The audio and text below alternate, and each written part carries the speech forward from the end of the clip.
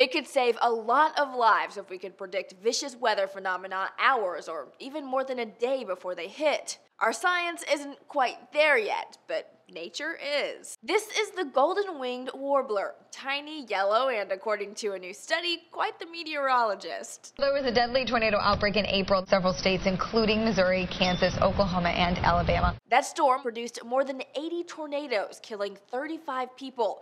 It was more than 500 miles away when the birds decided to flee their Tennessee breeding ground.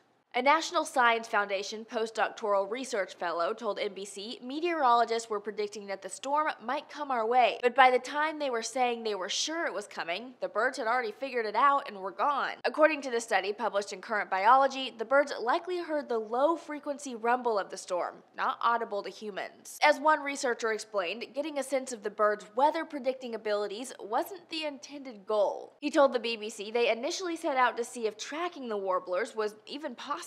This was just a pilot season for a longer study that we're about to start. The fact that they came back with the geolocators was supposed to be the great success of this season.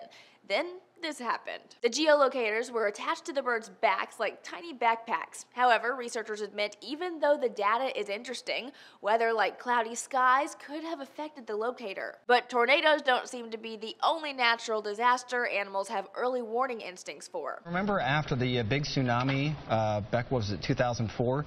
They said a lot of the natives said the animals they noticed were going up the hills just a few minutes before the tsunami, so apparently they can sense that as well. The tsunami claimed almost 300,000 human lives.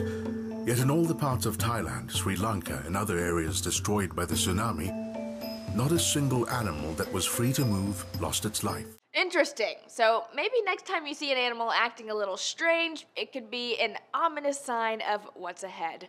For Newsy, I'm Jasmine Bailey.